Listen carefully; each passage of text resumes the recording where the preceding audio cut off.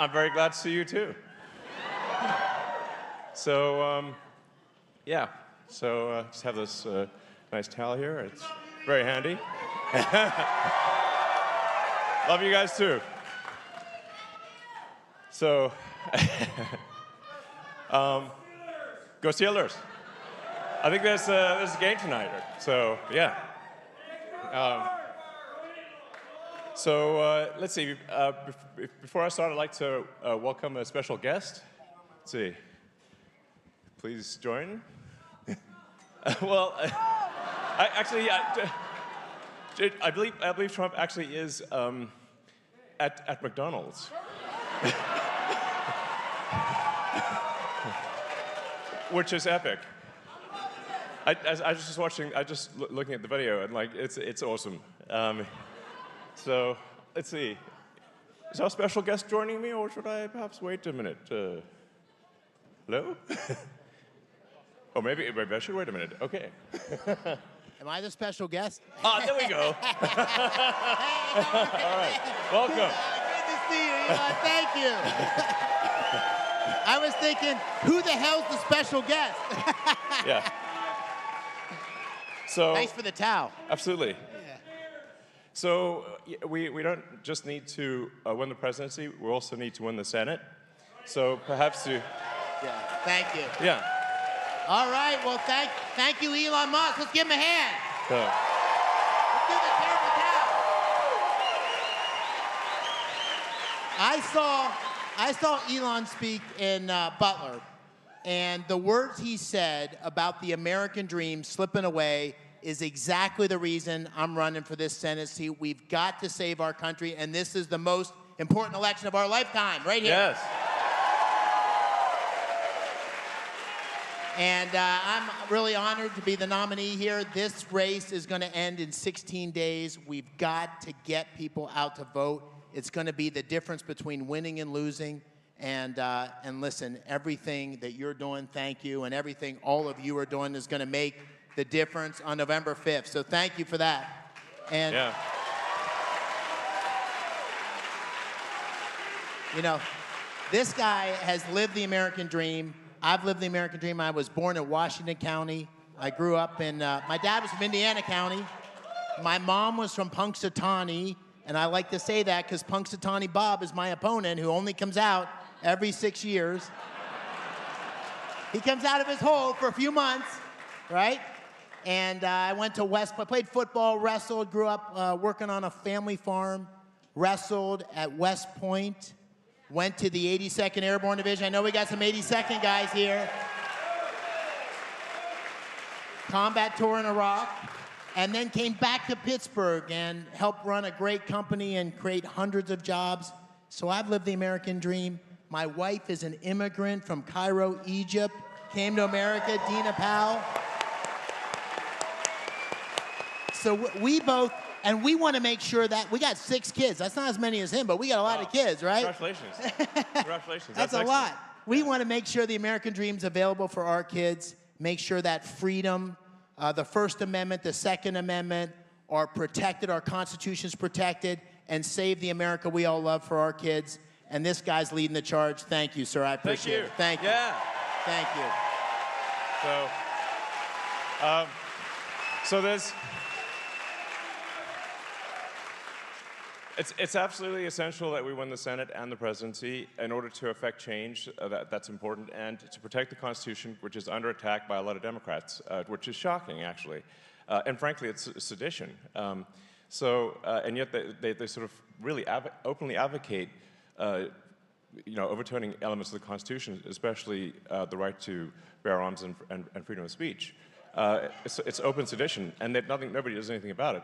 But that's why we have to have a clean sweep of those who believe in the Constitution. Those who will uphold the Constitution.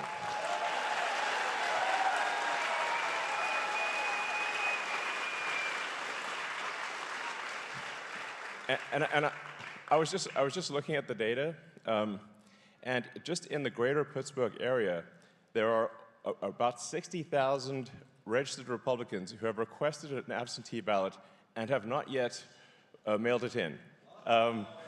So So please definitely talk to friends, family, acquaintances, everyone you meet, and just get them to mail it in or put it in a Dropbox, and you can even hand it in person. So you can actually go in person tomorrow and hand in your ballot. So you can be super sure it gets there immediately. So if people don't want to mail it today or use a Dropbox, they can literally hand it in person tomorrow. Yeah, that's what I did. Great. Awesome. So, yeah, it would be a real tragedy if the ballots that people have are not actually submitted. Come on. Let's go. So, yeah. 60,000 unsubmitted people who've received the ballot, registered Republicans received the ballot, have not handed it in. Come on, guys. Do it. Anyway, yeah, so. We got to do it. Yes. Get people to vote. Okay. Am I done? Would you like to say anything more? Well, thing I'd like to say is that we need every one of you to not only put up signs, but tell 10 people and tell 10 people and get Republicans out to vote, get independents out to vote, get conservative Democrats out to vote, and save our country for our kids. Thank you very much. Thank you, Elon. Thanks for what you're doing. Thank you. All right. Woo.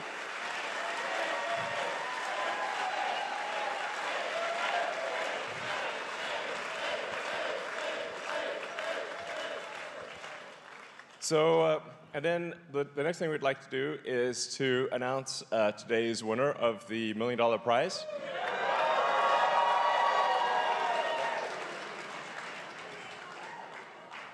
So, it's Christine Fischel. Would you like to come up?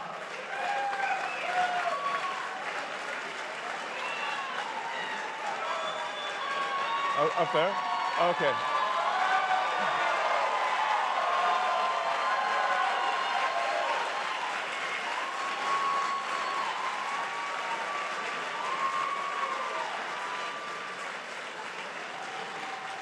So, as you may know, every day from now until the election, we're giving out a $1 million prize. That is, and all you have to do is sign a petition in support of the Constitution. It's very straightforward. You don't even have to vote. You don't have to vote. You just have to sign a petition saying you believe in the Constitution. Which, if you already believe in the Constitution, you're just signing something you already believe, and you can win $1 million. That's awesome.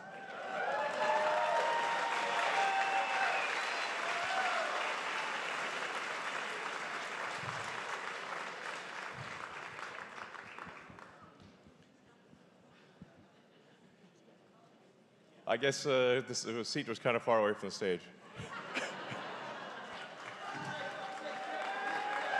So.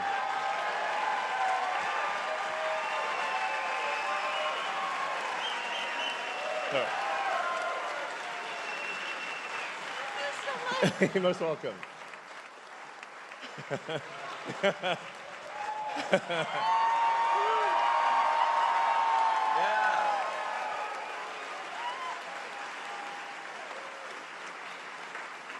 So, congratulations. Thank you so much. Oh my gosh. Is there anything you want to say? Well, thank you so much for, I truly believe everything you're doing. Yeah. Truly, you don't need to be doing it. I know a lot of us feel the same way. Your wealth and responsibility you are using to save speech, and we just all appreciate it. We really do. So thank you so much. Thank you.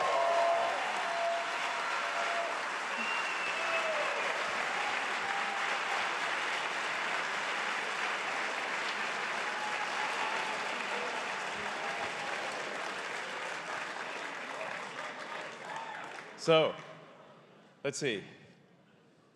Good times. I always get fired up with the incredible energy from you, and yeah, yeah. I mean, this kind of energy lights a fire in my soul. Honestly, it's just great. It's like really fantastic. So. Let's see. Yeah.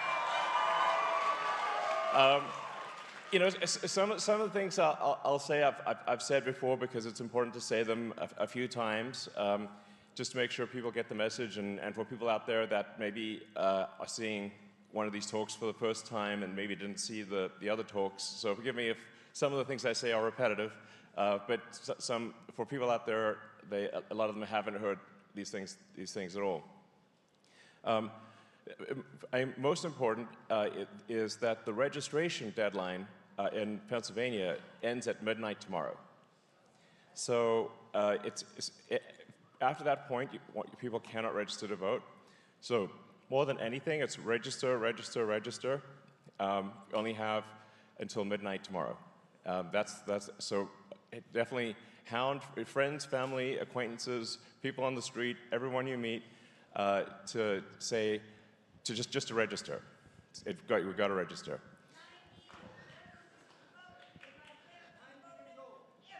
Wow, 90. Amazing. Congratulations.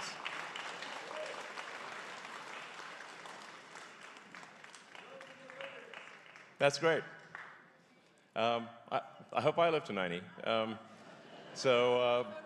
You know, based on some of the damn hate I'm getting, I might not. Well, it's all fun and games until someone loses an eye or an ear, or so I guess so then it's just all fun and games with one eye and one ear. Fine, whatever, you know. But hopefully I don't get shot. It's no, but it's like a real it's crazy out there, you know. Yeah. Well. Anyway. You know, there was like, I was just on the cover of some big, like, I think it's the biggest magazine in Germany called Der Spiegel, which is like their Time magazine or something, saying that I'm enemy number 2. You know? Yeah. And I'm like, enemy number 2 of what? Democracy? I mean, I'm pro-democracy. All I'm literally trying to do is uphold the Constitution and ensure we have a free and fair election.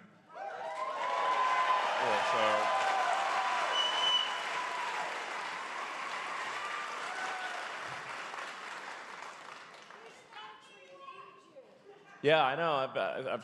You know, I'm definitely upgrading my security. You know, it's like. So, guess I better cancel that open car parade. Just kidding.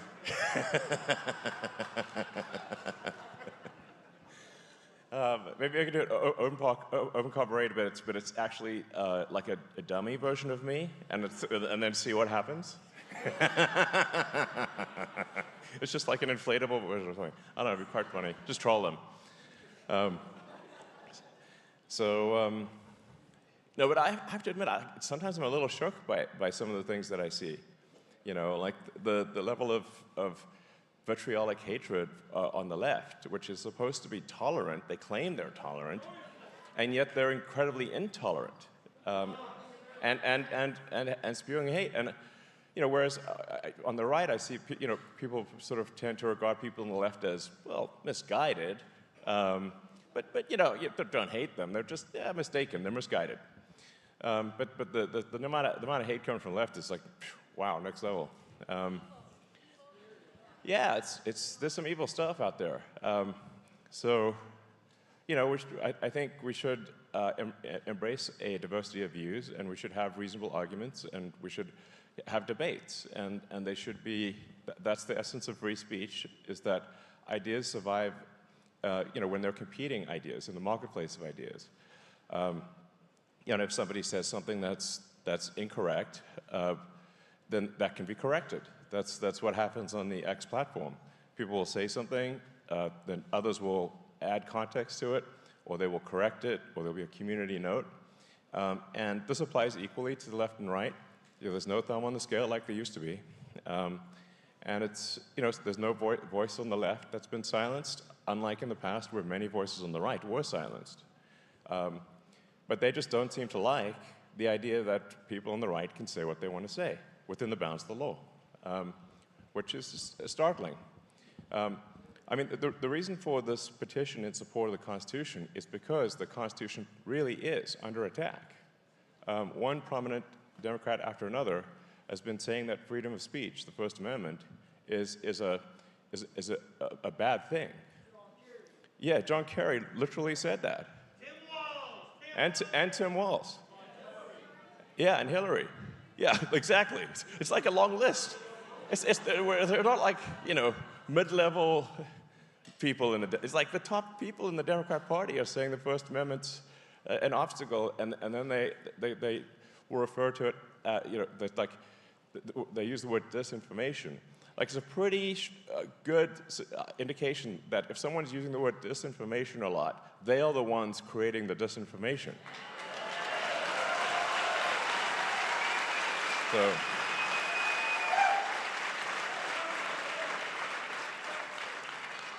and you know who you know, if you're trying to figure out, well, like, who are the good guys, who are the bad guys, the people who are trying to suppress freedom of speech, they are the bad guys, you know? So, but it's actually astonishing that we're even in this position in 2024 in America. It's hard to even believe that this is real, you know? And some of the crazy stuff that I see happening, like California passing a law making it illegal to require voter ID in any election in the state. Like not even like for like a city council.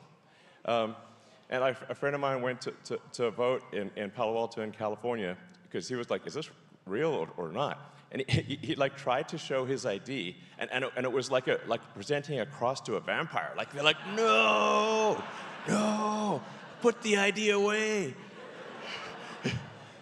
You know, like they literally they weren't allowed to look at his ID even if he wanted to show it to them. That is the extent of the madness. This is a real thing in California right now. And if the Dems win nationally, they'll do it nationwide. Obviously, that's what's going to happen. And there will be no democracy. That's why I think this is the most important election of our lifetime. President Trump is the only one who can save democracy.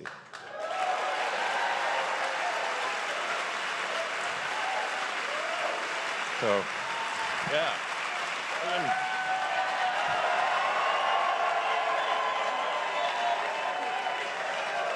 Yeah. Fight, fight, fight, fight, fight, fight, fight, fight, fight, fight, fight, fight. I mean, yeah.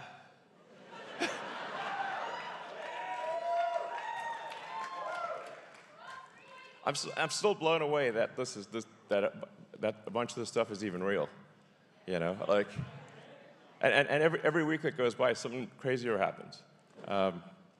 So, but yeah, exactly. They have ruined San Francisco. Yeah, and the UK, right. There's like this movement to suppress freedom of speech, yeah, throughout the world. Yep.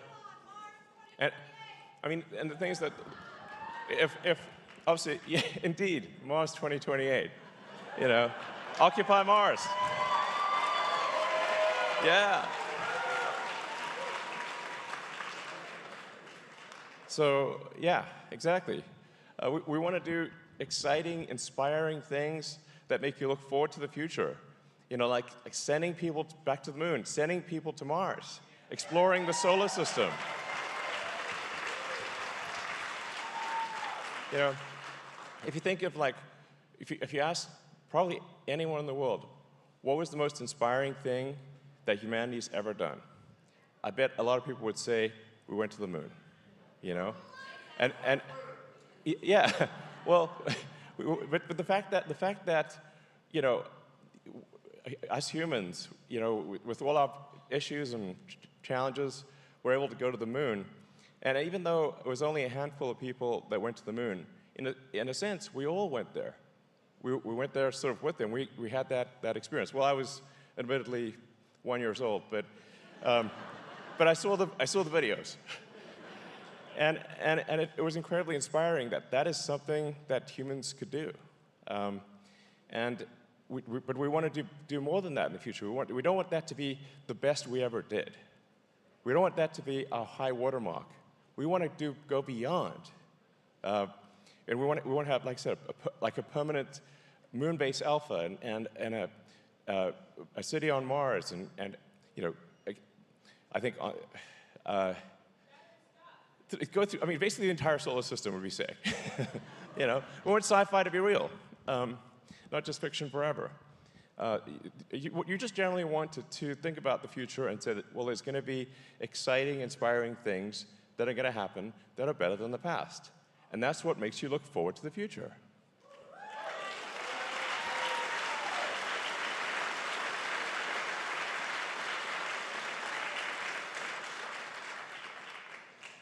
So, you know, just, you know, to sort of reiterate some of the key principles of what, you know, a Trump, I mean, obviously I think you guys know, but for people out there who may be listening, and especially for independent sort of swing voters who are maybe deciding which way to go, you know, I think with the Trump presidency, we're going to get secure borders, we're going to get safe cities, we're going to get sensible spending, we're going to get deregulation, so we have sensible regulation, and we can unlock the power of the giant that is America.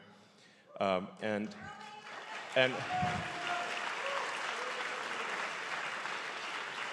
we're going to uphold the Constitution.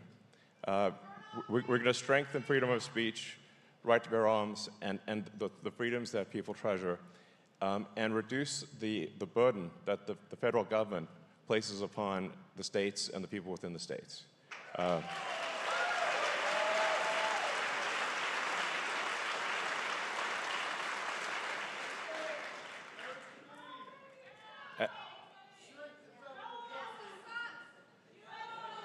Go, go, go. So yeah, the Department of Government Efficiency is going to be great.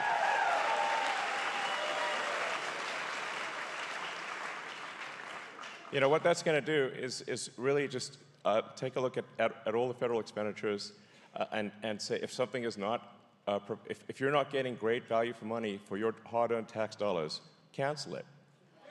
So, yeah.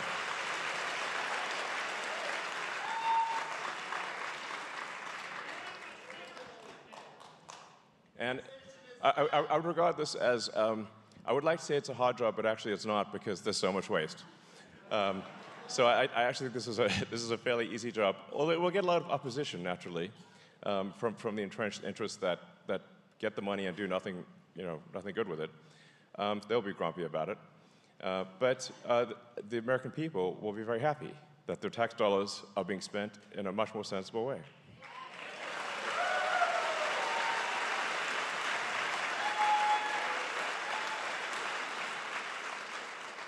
And I think we also want to have extreme transparency, you know, so like no shady backroom deals or whatever, everything done in open, total exposure, like you can see the mistakes that are made, the good things that are done, you can comment on it, you can, you know, raise concerns.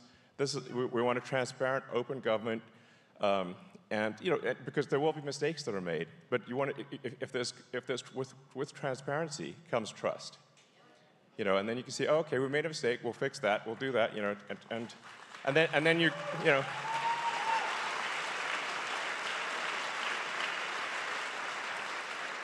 And that's the best way to restore trust in government. Not that you should trust government, you shouldn't trust government, but it'll be, you can trust it slightly more if there's at least transparency.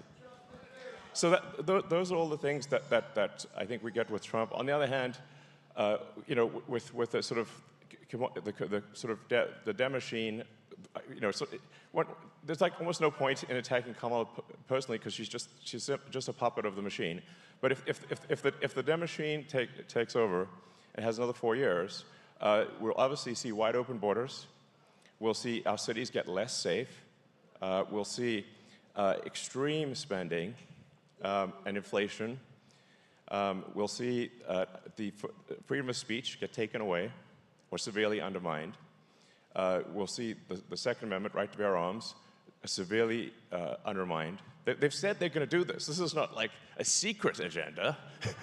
This is what they say in public. So, you know, just believe them when they say it. And I think, well, yeah. So, and I think there's another significant danger, which I think which you consider is that there's a massive increase in the number of illegals that are being put in swing states. If you look at the actual numbers, look at the government data. So this is government data reported from a Democratic administration, and you see triple-digit increases over the past 3 years in the number of illegals in swing states. Now, the goal will then be to, over the next 4 years, to legalize all of those illegals. And when you have elections that are sometimes decided by 10 or 20,000 votes, and then you sort of put 200,000 illegals and legalize them in that same swing state, now you've got a 200,000 vote advantage. And every swing state will be blue, and America will be a one-party state forever, just like California. And that would be a nightmare. Democracy, gone. That's what I think will happen with the Kamala presidency. Mark my words. And this is why people wonder why am I politically active? Because I'm a technologist. I build rockets and cars and stuff. So what am I doing in politics? It's not. I don't want to be in politics. I want to be clear. That is not my preference. I just like building stuff. I like building products that people love, and I derive joy from seeing people enjoy the products that my companies make.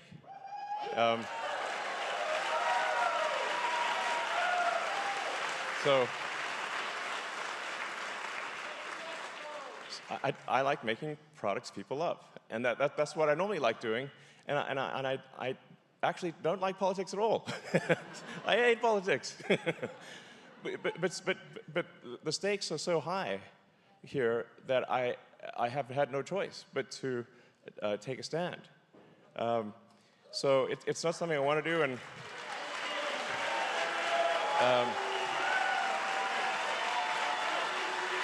yeah.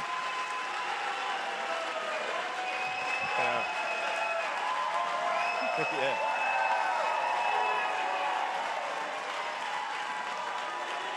Yeah.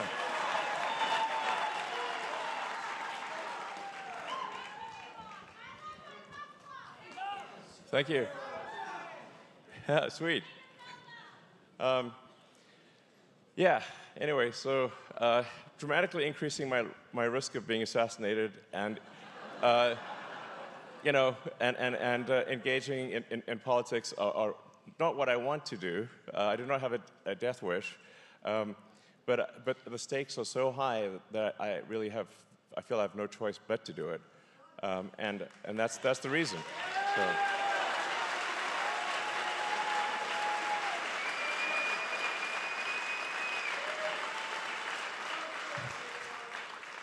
And thank you all for your strong support and everything you're doing to ensure that we have a democracy and that the right side wins. Thank you guys for everything you're doing. And thank you out there.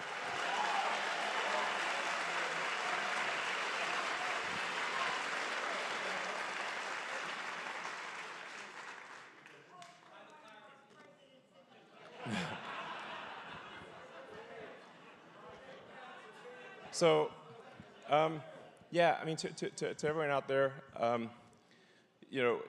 because I think there's millions of people that will watch this town hall and this talk and the questions that Q&A that we'll do. Please, if you're in Pennsylvania, sorry for it to be repetitive, but you've got less than 36 hours to register. Please make sure you register. Make sure everyone you know is registered to vote. And please make sure everyone you know has voted. That if they've received an absentee ballot, that they actually vote. And I really actually advise people to vote early.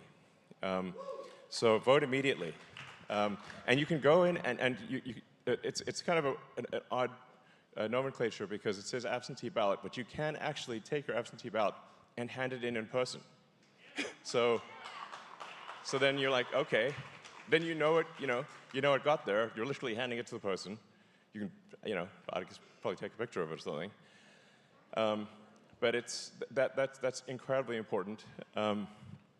And I think like a lot of the challenge we face is I guess one of perhaps maybe not among obviously in this audience, but some people we have an issue of apathy where maybe they think their vote doesn't count or they don't think it's serious enough, and so for whatever reason they have not registered to vote and they have not voted.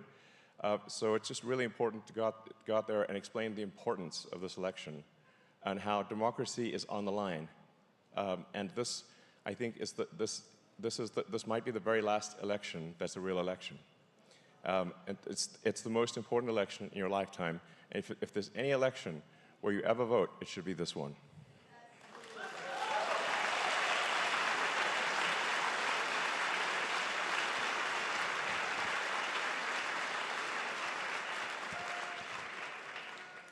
So, yeah. So let's, maybe we can go to a Q&A.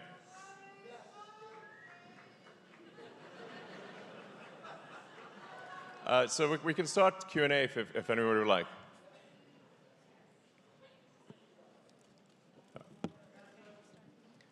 You have to line up, unfortunately. Okay. Okay. Yeah, First and Second Amendment. That's what our petition is about. Because the reason, like, if we lose the Second Amendment, there won't be a First Amendment. The Second Amendment is there to make sure the First Amendment stays strong. Sir?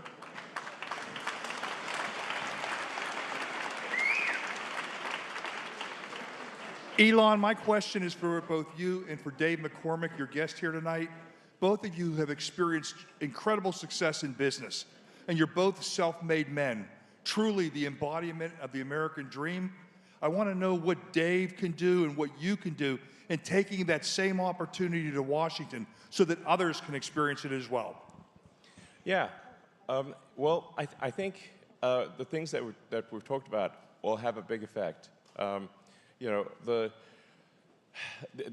sheer amount of what I call the strangulation of America by overregulation that is inhibiting progress, like preventing new houses from being built, preventing bridges from being built, preventing even trivial things like the Boring Company, for example, is just trying to dig a simple tunnel under a river, has been waiting 2 years for a permit, can't get it done, so they're just sitting somewhere.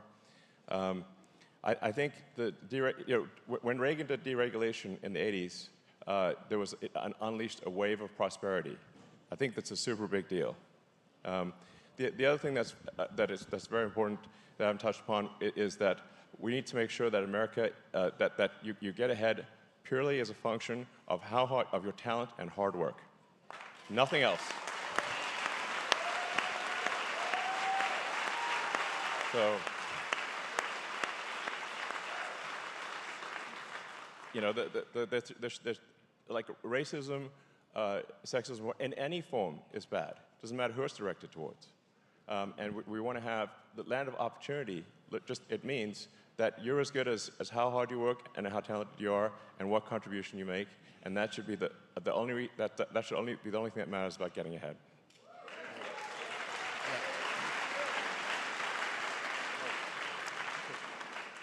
I just want to know if you are considering running in 2028. Well, there'd have to be a constitutional amendment for that. My grandfather was American, actually, but I was born, oddly enough, in Africa, which is a strange spawn point. But it's like, so I cannot be president. But it's not. I actually don't want to be president. so to be clear, I want to build rockets and cars, and you know. So I'm super liberal. And in fact, you can look at talks that I gave like 20 years ago, and I say the same thing. So it's not like I'm just. I believe we want to be a space-faring civilization and out there among the stars, and we need to, have great rocket technology for that. I believe in electric cars and automation and, self-driving and robotics and the space-based internet. So I just love creating technologies that people find useful, and that's what I want to do with my time. So I'm hoping that. We get President Trump elected, and then I'll work hard on the Department of Government Efficiency, and then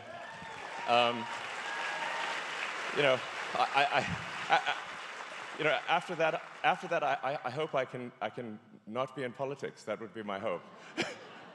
So like I said, I'm doing this because I think it's critical to the future of the country. And if America falls, nothing else matters. We're not getting to Mars or anything. And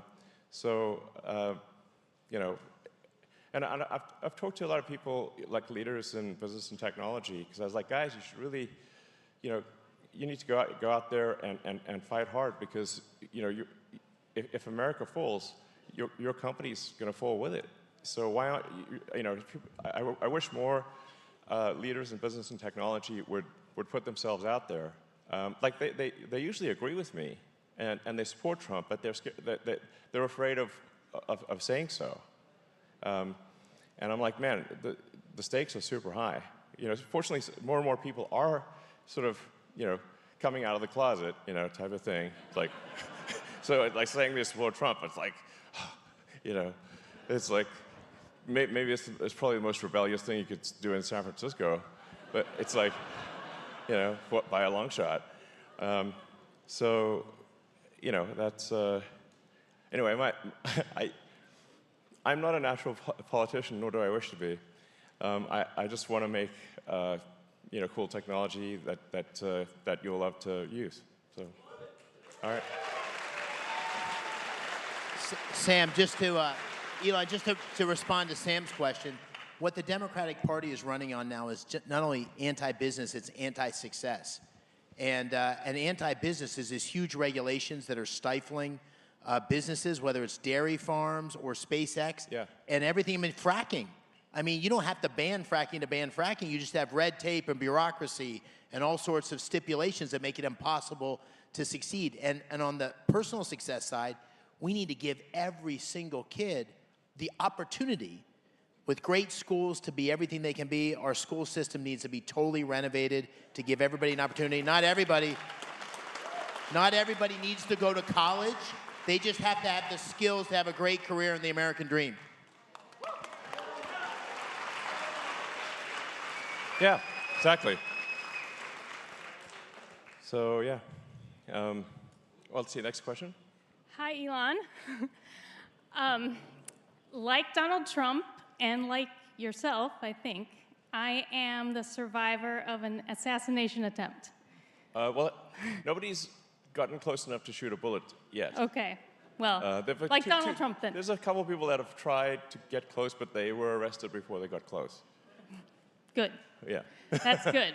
But in my case, my parents hired a hitman, otherwise known as an abortionist doctor, to try to kill me when I was in the womb. Wow. But he was terrible at his job, and I survived, and I'm here. Wow.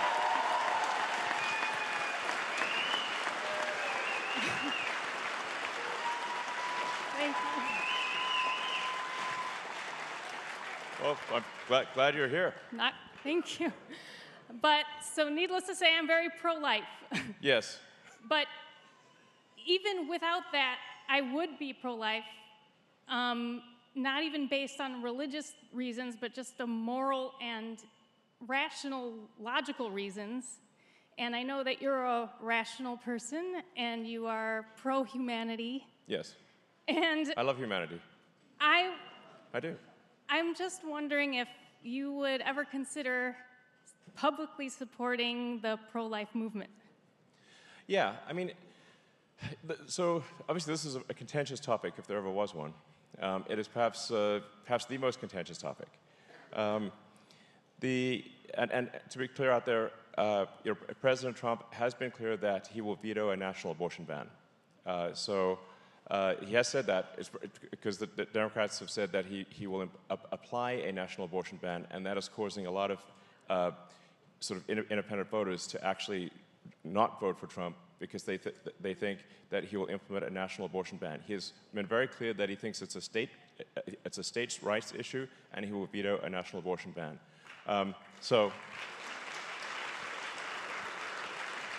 Now, there is no answer to this question that will not offend some number of people. But nonetheless, I will tell you what my opinion is, which will certainly offend some number of people. My opinion is that if a baby can survive outside the womb, it cannot be aborted. It cannot. So if a baby can survive outside the womb, if it is far enough in gestation to survive outside the womb, at that point it is not abortion, it is murder. So obviously. Now, part of the challenge here is that the education system has terrified girls and women and relentlessly pushed the idea that getting pregnant is the end of your life. Like your career is dead, you'll be ostracized from society, and so when you instill terror in young girls that getting pregnant is the worst thing that could happen, they obviously, they believe that if they're just kids, and so that when that is a deep-seated belief that they've been hit with in the educational system for a long time, then the idea that they will not be able to get an abortion even in extreme circumstances is obviously a terrifying situation.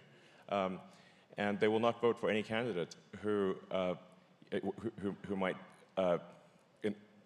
essentially, who would stop them from getting an abortion even in extreme circumstances. So this is the issue that we face. It's this relentless, push in education, terrifying girls and women that if they get pregnant, their life's over.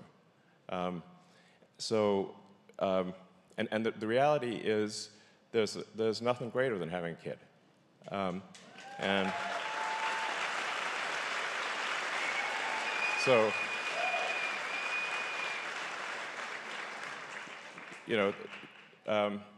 I get more joy in my life from my kids than anything else, and that's generally true of all humans. In fact, if that is how we evolved.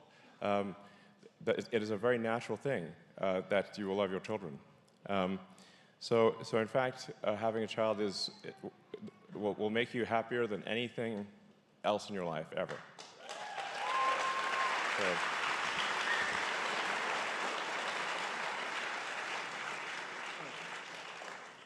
So you get a chance to ask one of the most intelligent men in the world a question. What do you ask?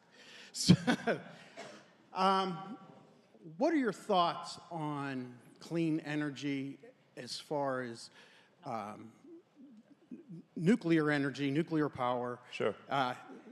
Seems to be the cleanest, or one of the cleanest that we have. Yeah. And there's talk about developing miniature reactors. Do you think that's where we should focus our tax dollars on for the future? Well, I am very much pro-nuclear. If you actually look at the data, and especially if you look at, say, modern nuclear reactors, the modern designs are so safe that if you tried to get a meltdown, you couldn't do it. Like if you went there with flamethrowers and explosives, and your goal was to get this thing to melt down, it still won't melt down. That's how good modern nuclear reactors are. So they're not dangerous. And they're a great source of energy, and I think we should do a lot more nuclear power. I think it's a smart move.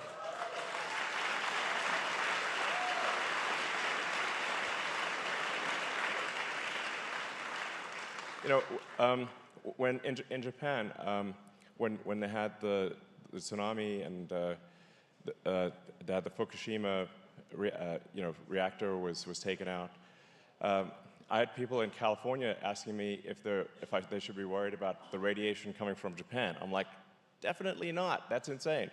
And so actually to support the people of Japan, because people were scared to even travel to Japan, didn't just go to Japan, I went to Fukushima itself and ate locally grown vegetables on TV. And amazing, I'm still alive.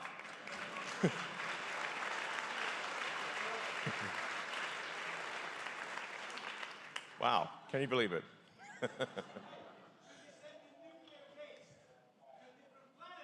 No, we don't need to send the nuclear waste to a different planet. The nuclear waste is very tiny, and you can store it, as much of it as you want, on site at the nuclear reactor. You don't even need to move it. You'll tell me when? Not yet.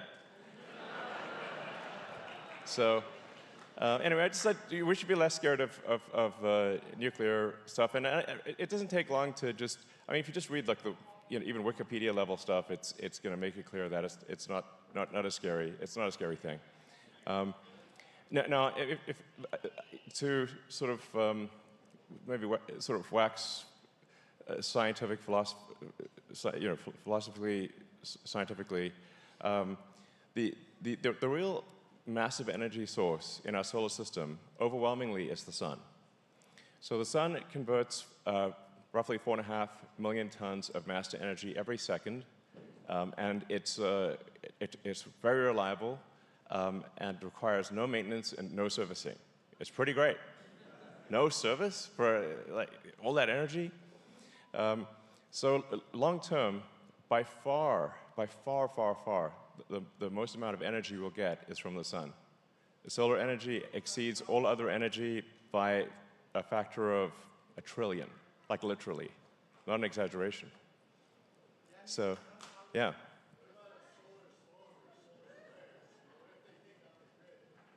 Yeah, solar flares can take out the grid because the grid's like a giant, like a radio antenna. So solar flares can take out the grid. Yeah. I don't know if we have a plan. I suspect we do not have a plan. So, Tesla megapacks can help buffer the grid and add resilience to the grid. So, and they've done that in many parts of the world, including in the U.S.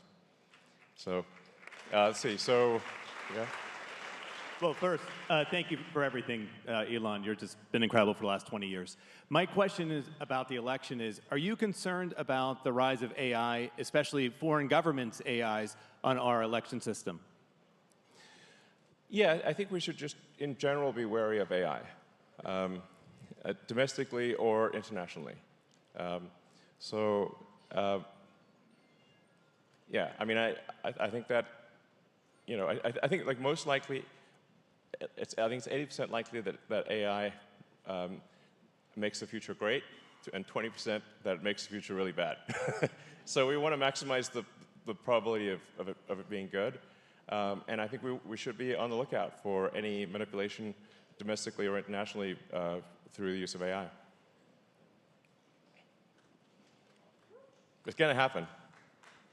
Hi, Elon. 23-year-old native Pittsburgher here. Very appreciative of the love you've shown us during this extremely important time in the election. Thank you so much.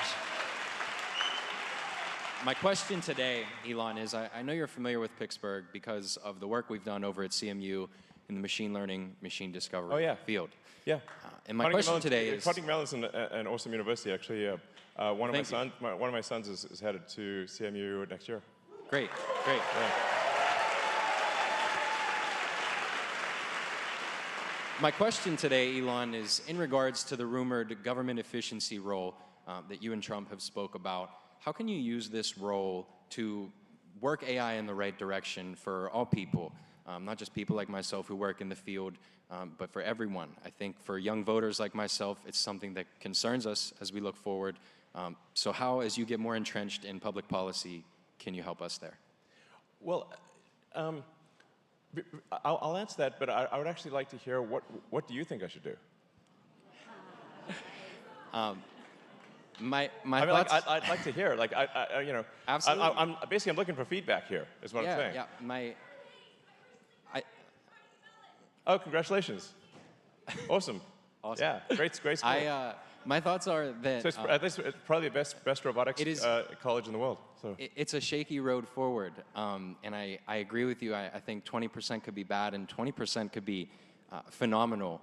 And I think for Pittsburgh, I speak for Pittsburgh here. It is a city that is moving away from steel and into technology. And with people like yourself, if we can improve that sector here, I think we can improve life here for everyone. And if we can improve life in Pittsburgh, we can use AI and those technologies to improve life for people everywhere. And I think it's through a lack of regulation, as opposed to what they're doing in the EU right now, attacking people. And I just was curious on your thoughts. yeah. Well, I think we are going to see a massive massive increase in the number of robots. And you know, recently Tesla unveiled the latest Optimus robot, and I think that's going to be really cool. I mean, we want to give everyone their own personal C-3PO R2-D2. You know, and like, who wouldn't want that? That'd be awesome. You know, and even better than that. So I think that's really going to be. Yeah, and well, yeah, privacy concerns are significant. Anyway, but one of the things I want to be clear is that I am looking for feedback. So it's not like I'm just going open loop here and doing whatever I want to do. I'm like, I kind of want to know what do the people want, and you know, and what should we do, and then do it. You know, so it's as opposed to me just deciding on my own, like you know, so. Yeah. Elon, you're clearly a great American pioneer, and we all in Pittsburgh want to welcome you and thank you for coming. Thank you for taking my question. Well, it's an honor to be here. This is really the cradle of pioneers in the history of America. People here from George Washington as a surveyor to Lewis and Clark, who pushed their Pittsburgh-made boat into the Ohio and explored the West, to so many industries being born. Radio, the movies, the first refinery for oil, the Pittsburgh coal seams, the biggest in the world, the nuclear energy you mentioned, Westinghouse and Tesla creating alternating current out at Rockwell Park, the philanthropic industry. Pittsburgh outproduced Germany and Japan in steel together during World War II. Yeah. A group of us are starting a movement here, we're calling it Pittsburgh Tomorrow, in which we're trying to rekindle that pioneering spirit. Clearly, your son is all. You mentioned you might want to invest. We believe that not only can we turn around the malaise in America and help make Pittsburgh resurgent, but also by making this a place where people can conceive of a new reality and make it happen, that can provide the same kind of example that you're striving for. So I just want to thank you for being here, and we want to welcome and invite you to invest in our city as we make it the best place to live in the world. Sounds good. Well, I mean, given that my son will be attending college here next year, I'm going to be in Pittsburgh a lot, so. Yeah. Woo! Yeah.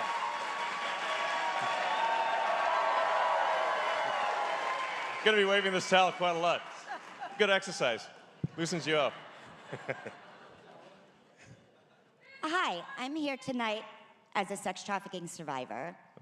And I am here to ask you personally, Elon, if you will work with sex trafficking survivors and sex workers about our First Amendment rights and how both X and you can help both vulnerable communities who already have laws against our First Amendment rights that are on the books. Okay. I mean, I'm generally in favor of any policy that maximizes the happiness of the people. What would you recommend? First of all, I'd recommend repealing FOSTA SESTA, which was signed on April 11th of 2018 and supported by both parties. What this actually does is it silences certain vulnerable communities, both sex trafficking survivors as well as sex workers, from anywhere in the internet. They shut our websites down. Within weeks, people started to die, both by suicide as well as homicide. Violence is up at an all-time high, and we are currently being silenced by our government with laws such as FOSTA SESTA, which violates our First Amendment rights.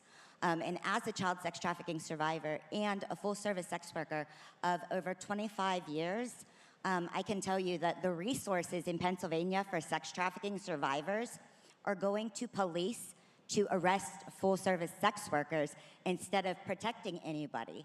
I was abused at age 9 and 10 right here in Western Pennsylvania. Oh, sorry to hear that.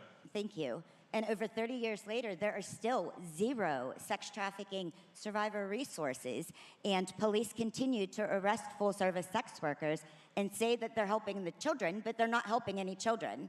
So would you be open to a conversation to work with sex trafficking survivors and sex workers to make X a platform where we are safe and don't get silenced by our government?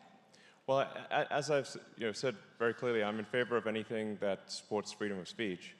So any infringement on freedom of speech, I would be against, and people should be able to speak their mind. That's the whole idea of the First Amendment. And I mean, the priority, for law enforcement should be protecting children, first and foremost, because they can't protect themselves. So, protect the kids first, everything else second.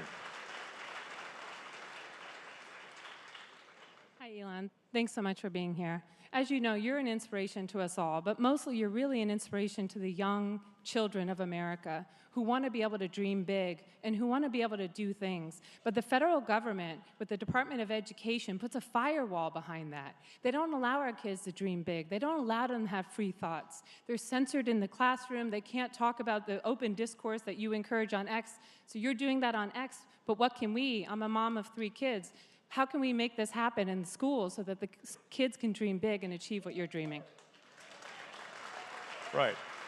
Well, I do think we need significant reform in education. I mean, the Department of Education seems to regard as its primary duty foisting propaganda on our children, as opposed to getting them a good education. It's insane. I mean, we should be just. The priority should be teach kids skills that they will find useful later in life, and leave any sort of social propaganda out of the classroom. So.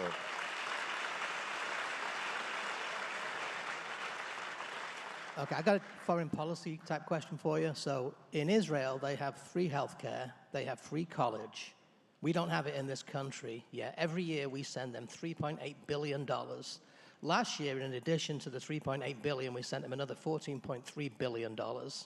So why should we as taxpayers keep funding that lifestyle in Israel? And second question real quick, we also have our politicians bought and paid for by AIPAC because AIPAC sends back the money we send them into the tune of $100 million. How can you fix that for us? Well, I think we need to take a look at all federal expenditures and say, all federal expenditures and say, is this really benefiting the American people or is it not? And if it is, well, are we spending it wisely? Well, usually the answer is no. So then we should spend less money and spend it efficiently. But there's got to be a clear benefit to the American people or we shouldn't be spending money. So.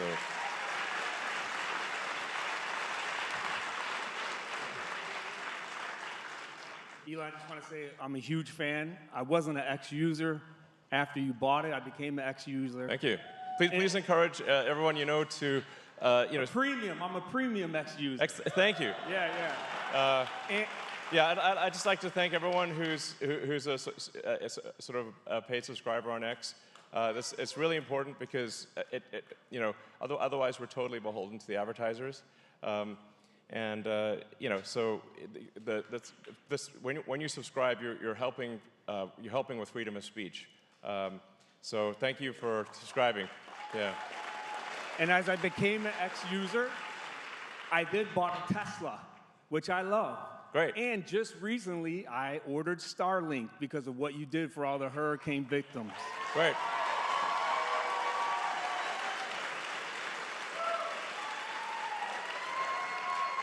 Elon, my son and I are huge fans, so my son is in the line over there. He literally, every single word you speak, he takes to heart. He got married at age 17. Wow. And he has 2 children, and his goal is to have more children than you, Elon. That is a great goal. Awesome. Honestly, like the birth rate issue is a massive problem. Yeah. So I mean, that is great. Like we need people. Yes. It's like if you don't make new humans, there's no humanity. It's like they don't come from nowhere. Yeah, you gotta make them, and it's really hard to make kids. Yes. It takes a long time for them to grow up, and there's a lot of diapers involved. Awesome. But kids are the most wonderful thing that you'll ever have in your life, and you know, I would say start early. So I'm glad to hear your son's doing that. So we will keep supporting Elon. The quote that comes to me thinking of you is, the only thing necessary for triumph of evil is for good men to do nothing. Right. And what you've done the last 2 years is stood up and spoke, and now evil is getting tamped down, and we appreciate your courageous leadership in doing Thank you. Thank you, sir.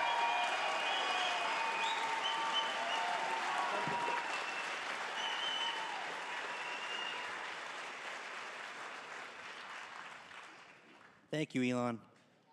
So much of campaign messaging is about fixing current problems, where I think future aspirations for the country often don't get discussed as much.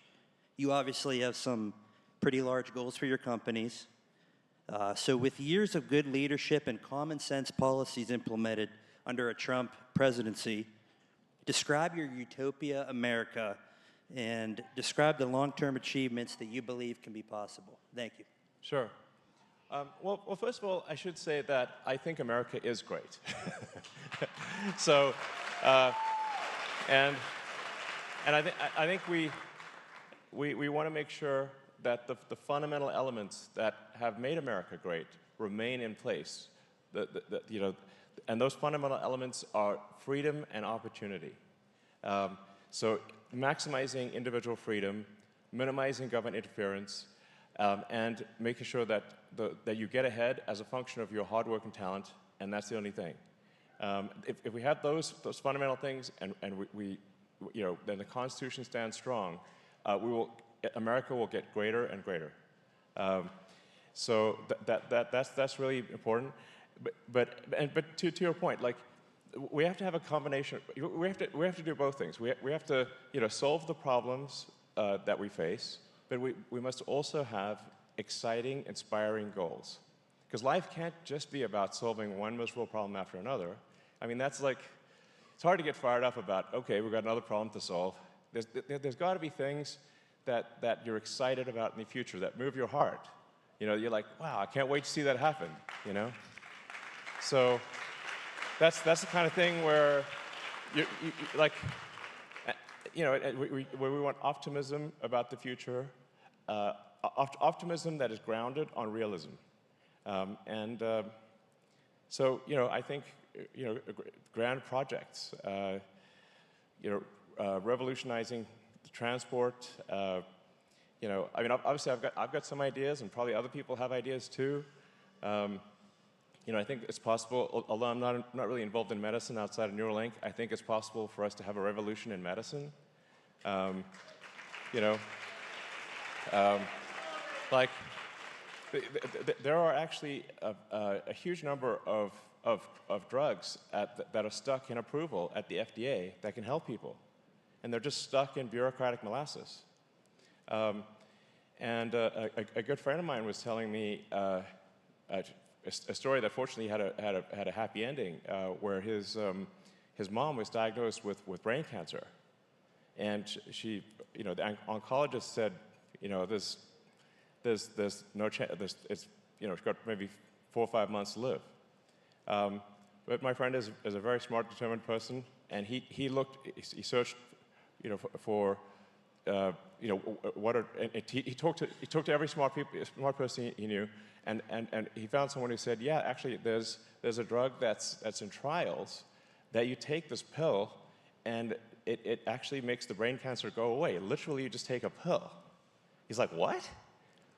And I think it's called like Wellirig or something, FYI. This drug called Wellirig that solves brain cancer. Maybe more people should know about this.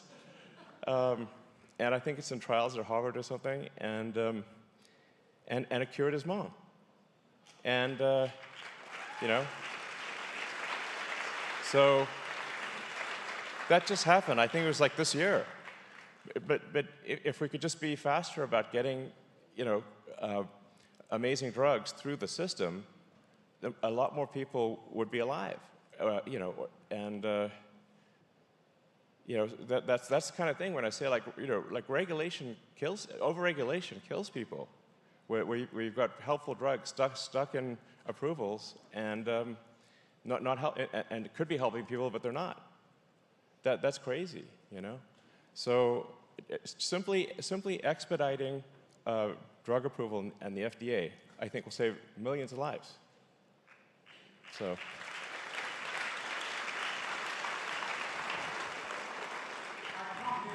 From Charleroi, Pennsylvania, the home of Pyrex. Pyrex is synonymous to quality. Corn and glass created Pyrex. Pyrex is in almost every kitchen in the world because the people love it. The product they love. And along with Pyrex, Corning created Gorilla Glass that's in almost every phone in this facility today. Sure. They built that on quality and excellence over centuries. Okay. You have created multiple companies on quality and excellence in just the last few decades. The key to that is you have it, and what is that? Can we bring that key to Washington? And one follow-up is our competition bought Pyrex, and they want to rip away the quality. And when the FTC proves antitrust, will you be our white knight? Well, I mean, to the degree that I'm influential in government, I will do my best to ensure that actions are taken that maximize the benefit to the American people. So I think probably yes. Look, I don't know how, at the end of the day, how much influence I'll have. But I'll do my best to be as helpful as possible. So. Hi, Elon. I just want to say thank you, like everybody else has too. With your amazement, involvement, and contributions in technology, do you have any projects or interest in developing kidneys for people like myself who suffer from hereditary diseases and kidney failure to help us get off of dialysis and move into a normal life? Well, I do not have any kidney programs myself, but there might be some companies out there that do. And just to get back to the regulation thing, it's if we can have sensible regulation and fast-track approvals of new technologies, then I think things like new kidneys and many other ailments can be available to the American public much faster and at a much lower cost. Because actually, a lot of people don't realize, like, a lot of the cost of developing these new medications and new cures, new devices is the massive regulatory burden that is placed upon companies. So I think we ought to expedite approvals for new drugs, new devices, and new medical technology things. And then as long as companies very clearly describe the benefits and the risks, it should be up to the individual as to whether they want to use it.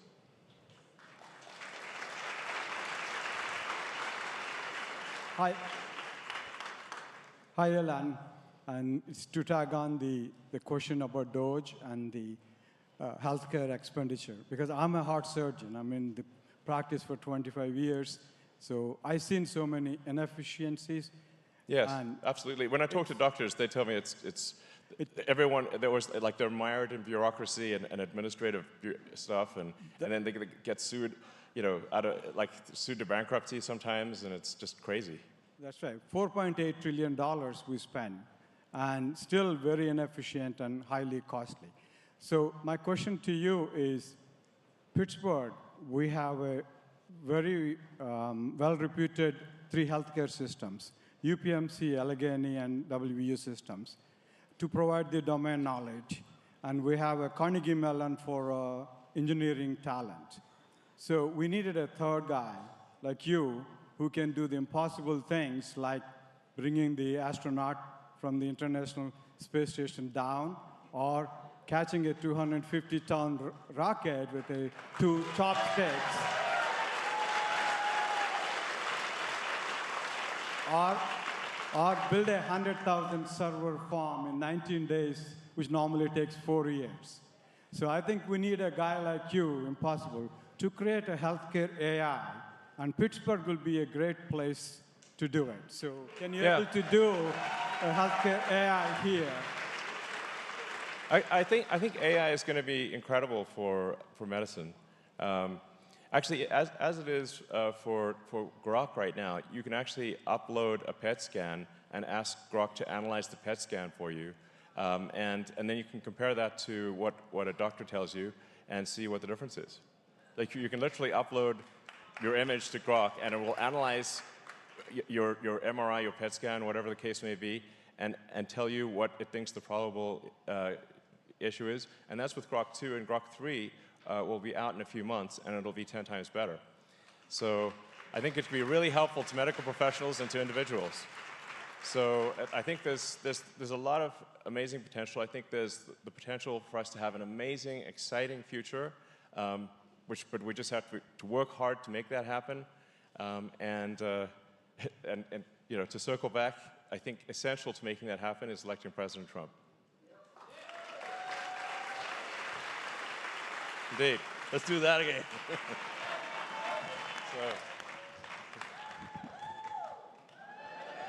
Yeah. I mean, it's like my friggin' back still hurts. It's like, here's 2024, and I still have back pain. I'm sure a lot of people in the audience have back pain. It's just solving back pain, I think, would be a massive increase in people's happiness. Yes.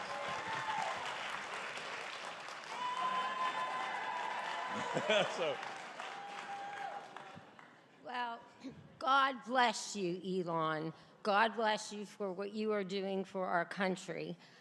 And you have articulated, yes, how you love children, and children cannot protect themselves. Of course. So we must protect them. Yes. Well, there are a couple of documentaries, Truth, that are out there about what's happened to over 300,000 children who have crossed the borders, the open borders, and they have been sex trafficked. And nobody can see, and that's probably a very low number, and it's happening in every state in this country, and especially, like you said, the swing states. I know that it's happening in communities near me. So these documentaries cost a lot to make, so there is a charge to watch them, $10 minimal, but still expensive for some. Is there anything that you can do to make these documentaries more widespread and available? Well, that's a good point. Well, I guess I do have a foundation, and maybe the foundation could pay to have them, available for free or something like that. Line in the sand and what is treason, or Okay. just 2 of them. So All right. if you could look into that, that would be amazing for those children and their families. All right, I'll look into it. Thank you.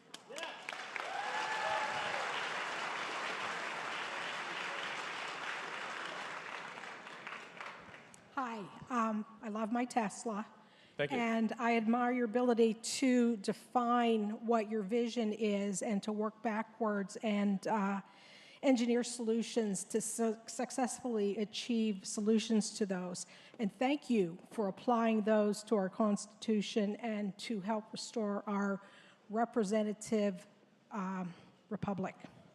You're most welcome. My concern is the puppet masters that Indeed. are behind the scenes. And they, I call them global cabal dictatorship because they're connected and they have no intention of giving up that power. Yeah. They dogged Trump in his first term, and I anticipate them doing the same in the next. When he's elected, how can you help Trump remove their power and damper their influence this time around?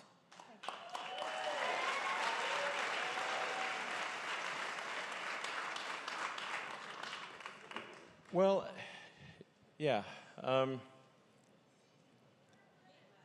No, I do want to be clear that, like, in my opinion, we should not do the bad things that they are doing, you know? So, you know, if you look at what the Dem machine has done, they've tried to imprison President Trump. They've engaged in unbelievable lawfare just to stop people from voting, which is obviously anti-democratic.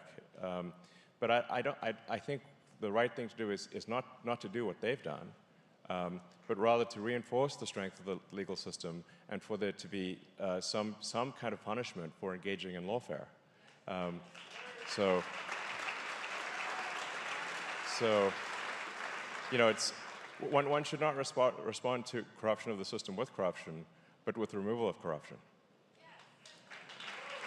That's the right thing. Hello, Elon. My name's Harrison Burkhardt. I've lived in here for about a year and a half in Pittsburgh. First of all, I just want to say thank you.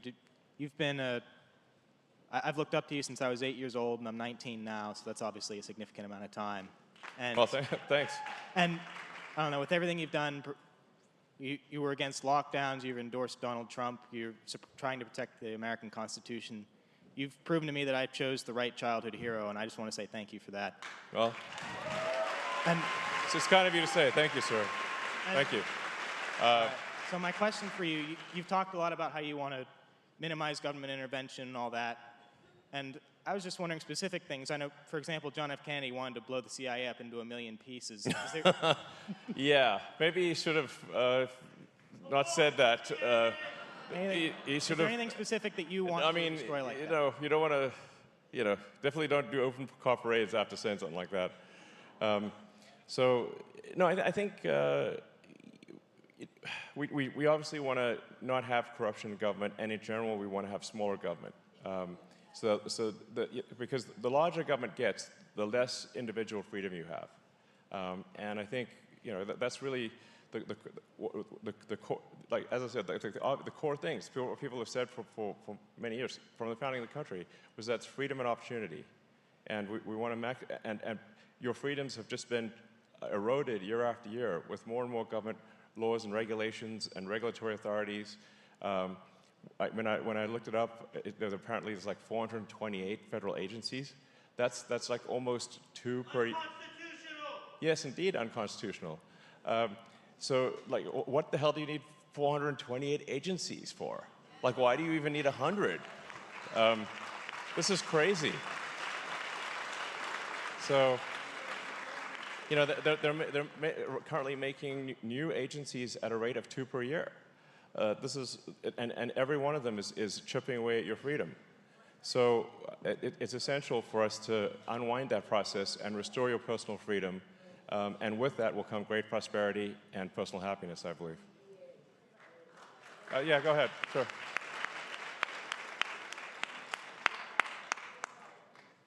Well, I'm being told I can't ask you another one, but... Sorry, go ahead. All right. Well, you talk about minimizing government. Would you want to make tax cuts too? For example, the American Revolution was started over a 2% tax on imports. Yeah. How low would you want to go as far as cutting taxes?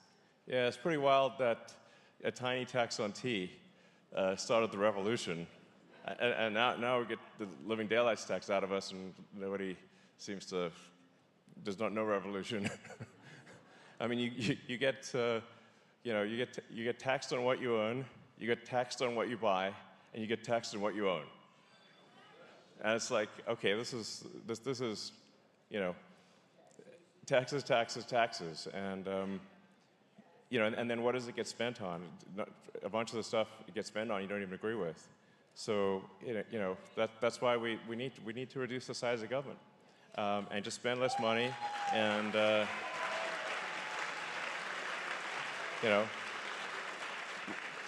let the people keep a lot more of their hard-earned money. Yeah.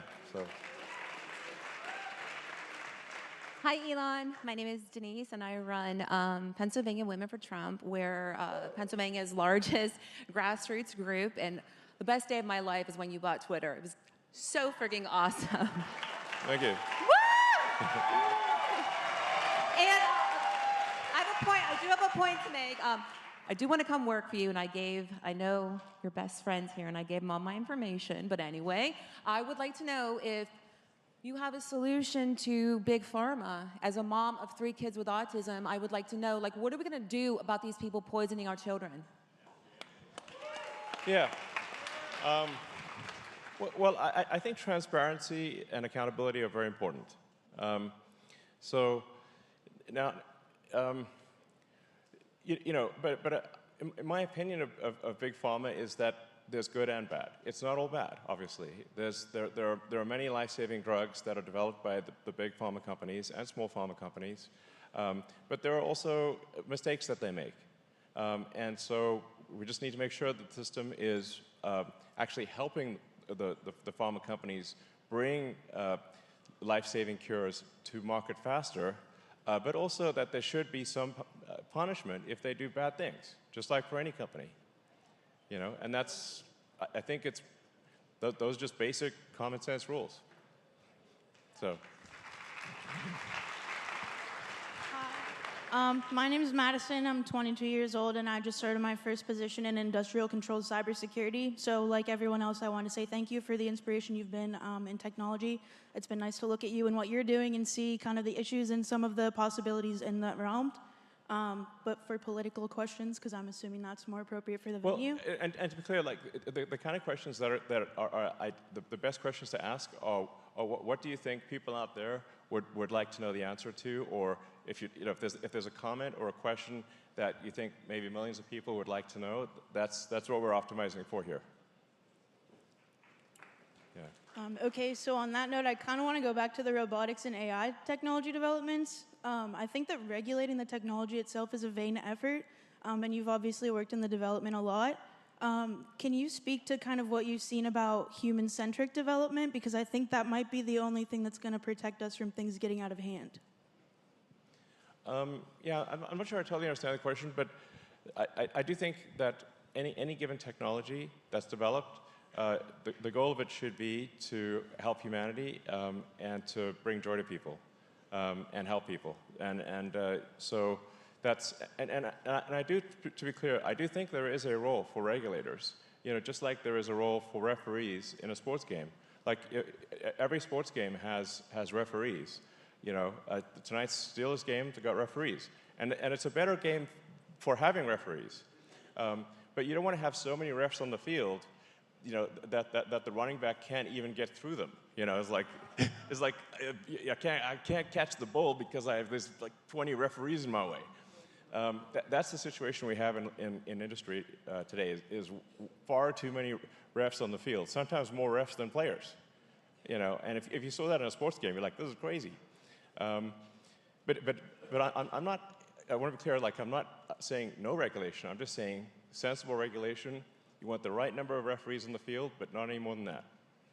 So, yeah.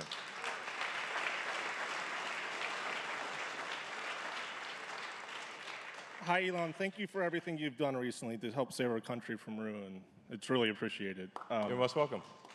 There's a rumor and thank you for doing things to help the country, too. Yeah, that's right. There's a rumor floating around that you have interest in investing in our city, which I hope is true. And if so, let me know where I can submit my resume. Well, I'm a big fan of Pennsylvania, and I think there's a good chance that one of my companies does something in the future in Pennsylvania. Go see him.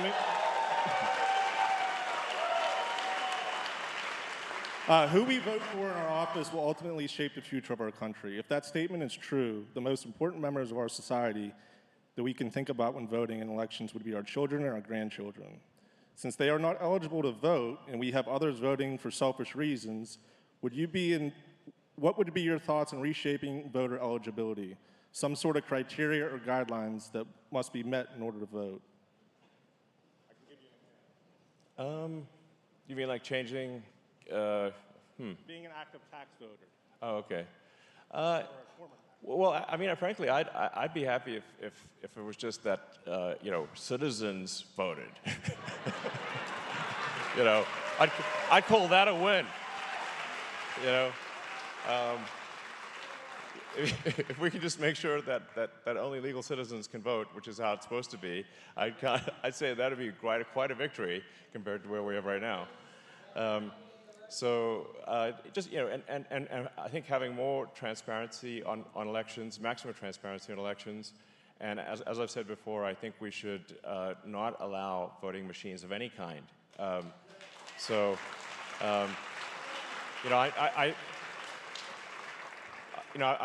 been programming computers since I was 9 years old, and I know how easy it is to get a line of software wrong or hack a computer.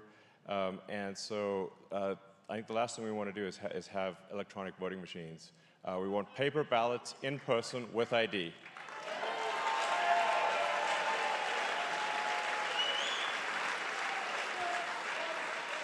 And actually, it's sort of in terms of a real AI danger that hopefully is not there this year, but will certainly be a danger in the future, is that advanced AI will be super good at hacking computers. And so if you have voting machines that are connected to the internet and you've got super advanced AI that can potentially affect those machines, I think that's very dangerous. So we actually, so what I'm saying is that I'm only someone who favors technology. I'm super, 21st century technology boy right here. And I'm saying no machines for voting. Yeah.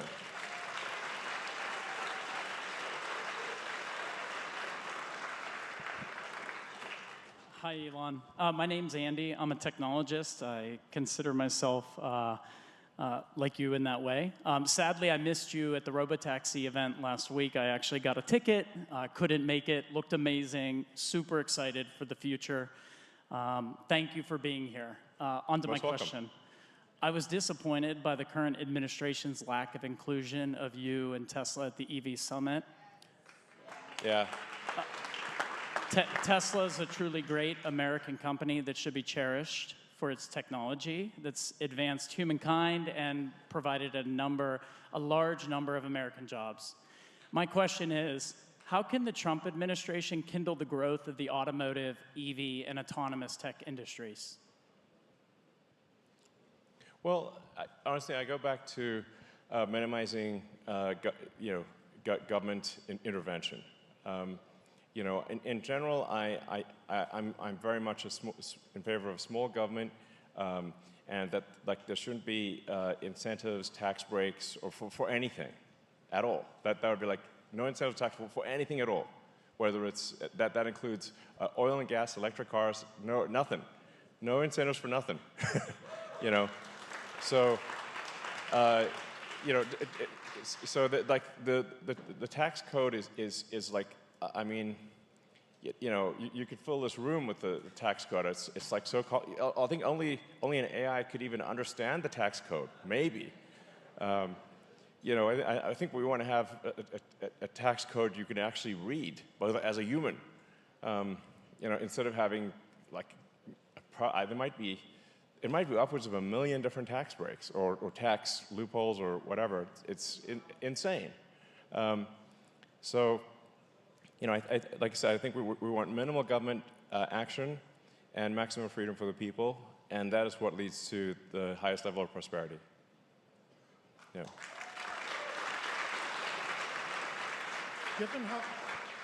Given how punitive the SEC has been towards crypto under this administration, do you envision the XRP ledger being incorporated into the financial institutions in the future? Well, I certainly cannot speak to any specific crypto, but I do think that the sort of cryptocurrency is an interesting and probably valuable bulwark against a centralized control. This is definitely not an endorsement or lack of endorsement for XRP. But I do think crypto, by its very nature, it helps with individual freedom. All right. So, Mr. Musk, thank you very much for coming. Also, as a Pittsburgh fan, I hope to see you at tonight's game. That'd be pretty incredible. I actually would love to be there. I got to get back and see my kids. Speaking of kids. Okay. So my question, as well as I'm sure many millions of Americans, I'm a young entrepreneur and voter. We are spending so much money in a lot of useless ways, I feel, in the government spending. So a lot of that also is very irritating as a voter, is the money that we are spending overseas in not helping our own country, like in North Carolina and down south right now. I want to know, is it possible when you get in here into the government of efficiency, how are you going to help us with spending money efficiently and using our tax money well? Yeah, well, I think the step number one is spend a lot less of it. It's like the first order of business is to say any given expenditure, I think we want to zero budget the thing. Say like, let's start from scratch. Not because it doesn't make sense to reduce a foolish expenditure by 10% if it should be zero. And I bet I know there's a lot of things that are super wasteful. I mean, look at the sort of $42 billion that's been allocated for rural broadband. And SpaceX won like a quarter of it, and then they rescinded that contract for political reasons. And in fact, it would have meant a bunch of those terminals would have been in the affected hurricane areas. So that could have cost lives. That kind of political lawfare is unconscionable.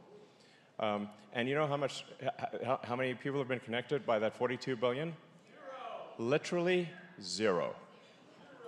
So I would say that program should be 0. Because value for money is 0.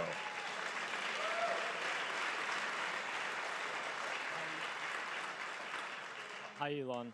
I'm 20 years old, and instead of going to college, I decided to start my own business. Your innovativeness inspires me. What is a piece of advice you would have for someone like me or me to be as innovative as you are in business? I didn't really set out to be innovative. I think you want to set out with saying like, what's a useful product or service that you think people would like, and then try to make that thing real.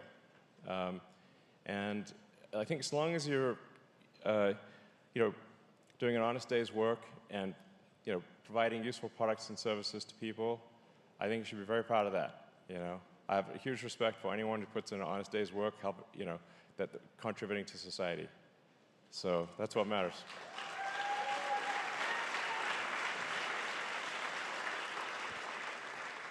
Good afternoon, Elon. As somebody who is directly involved in the pioneering of space travel, what is your perspective on the suppression of advanced technologies under UAP crash retrieval programs and other black projects such as Immaculate Constellation that have the potential to fundamentally change human society? I'm not familiar with those programs, but I mean, I certainly think if there are technologies that can be helpful, the government's aware of it, we should obviously provide that technology to the people. I should say that people often ask me, do I believe in aliens? I said, well, I was one, according to Homeland Security until I got my, it literally said alien registration card. I'm like, cool. But I mean, thus far, I have not personally, I'm not aware of any evidence for aliens on Earth. I'm not saying they're not here, but I have not seen any evidence for aliens. For our Starlink constellation, we have never had to maneuver around an alien spacecraft even once. And we've got 6,000 satellites up there. So, I mean, they're very subtle, is what I'm saying, these aliens, But I think if there's I don't know, if there's interesting stuff that's, that the government's aware of that American people would find interesting or useful, we should obviously make that known. We should publish it. So, thank you. Yeah. Hey, Elon. My name is Jordan Scott Gilbert, and I'm a Broadway producer and movie director who creates conservative content and Christian content for stage and film. As you know, a lot of conservatives and Christians have been blacklisted from Hollywood and Broadway. So my question to you is, would you consider creating an entertainment company to also save art as well as Western civilization? And what role do you think art plays in protecting freedom of speech and our constitutional freedoms? Yeah, I think, yeah. Well, I'm glad that you're making art that is on the right. I mean, it's because I think, we have to say where do kids and adults, how do they get informed of what's going on? What moral underpinnings are conveyed in the art that is produced? And there should be more people that are making interesting art, whether it's plays, movies, books, that are on the right, because it's overwhelmingly on the left. So I'm glad you're doing this, and I hope more people do it.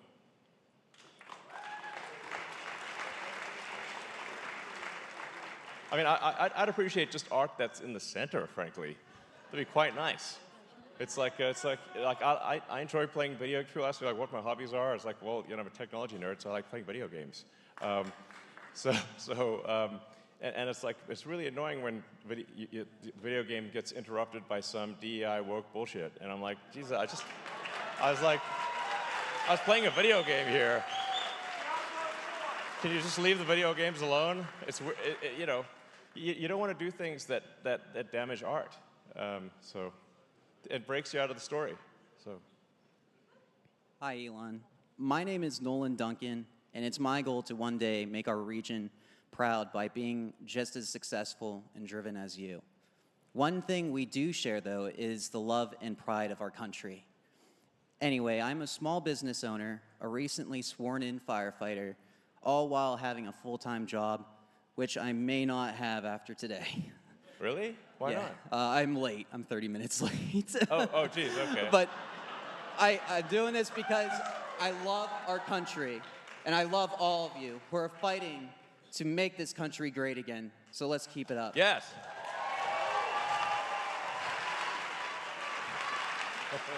Jobs are all a dime a dozen anymore. I'll find a new one if I have to. Yeah. I think you'll be fine. I began this journey a year ago with the intent to become self-sufficient and take control of my destiny as an entrepreneur. However, it is utterly apparent that our government, rather the incompetents who run it, are self-sabotaging our future generations. And at this point, it is imperative that we protect our republic with safer and transparent elections. This is rather... Oh, I'm sorry. Yeah, no, I absolutely, very much agree. Oh, that's good. This is a rather novel concept to many in this room. But for the future, and since you are actively involved in cryptocurrency... I'm not actively involved in crypto, to be clear. No? Okay. So, no, I mean, I'm actually not actively involved in crypto. Oh, no? Okay. Well, so Dogecoin, all I make Dogecoin jokes and stuff because I kind of like Dogecoin because it's got the best sense of humor and it has dogs and memes, and I love all those things. There you go. So anyway, what are your thoughts on implementing the blockchain for future elections? And also, as a content creator X has so much potential. Would you consider making X a dominant force against video and streaming platforms such as YouTube and Twitch to compete against these ridiculous policies that empower content creators to their fullest? Yeah, absolutely. We definitely want to have an X. Well, it does currently enable up to 4-hour videos, and we'll soon be offering 4K resolution, and we're continuing to improve our streaming capability for gamers that want to stream or anyone that wants to stream content. We've made a lot of progress, and hopefully we can offer an alternative. The X app is now available on big TVs, so you can actually watch stuff on TVs. And yeah, I think it's just generally good to have competition. I mean, competition is what competition keeps companies honest. Yeah, thank you.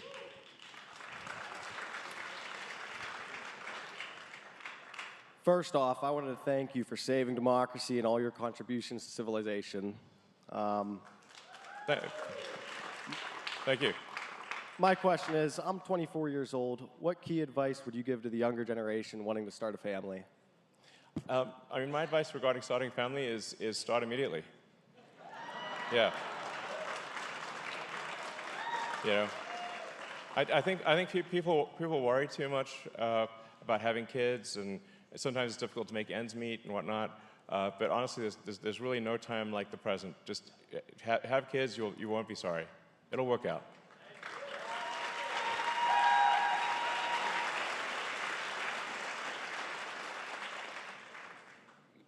Hi, Elon. Thanks for being here today.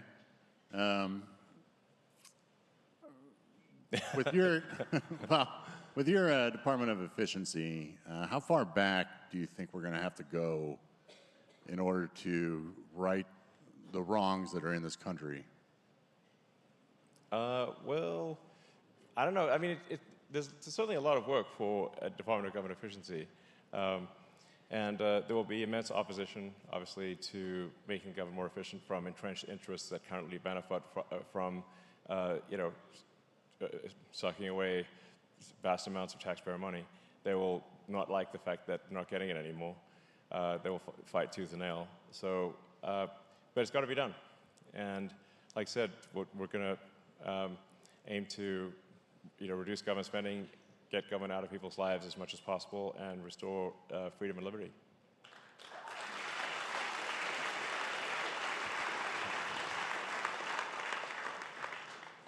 Hello, Mr. Musk. My name is Allie Hoffman, and I'm Secretary of the Carnegie Mellon College Republicans. All right. Before I ask my quick question, I would love to welcome your son to join our club next year. Sounds good. Second, I just wanted to ask you, what was the driving problem that got you into politics, and what was that breaking point that made you really want to get into politics? Yeah, well, as I said, I really would prefer not to be in politics at all. The reason that I have stepped into the political arena this time is because I think the stakes are extremely fundamental. I think democracy is on the line. I think the Constitution's on the line. I fear that if Trump does not win, we're going to be, we're going to have a single-party state. And it's going to be like California, but actually worse than California, because the one thing that keeps California from going even further than they do go is that people can move out of California and still be in America. But if you've got no place to move, then it's going to be much worse in California. And that's the danger that we face. Sort of an oppressive, totalitarian state that has extreme restrictions on freedom of speech, that continues extreme overregulation, that just basically makes government even bigger than it is today, and takes away the liberty of the people. So that's something I wanted to do, but I felt it was critical to do it, or America's not going to be America. So, Hi, Elon.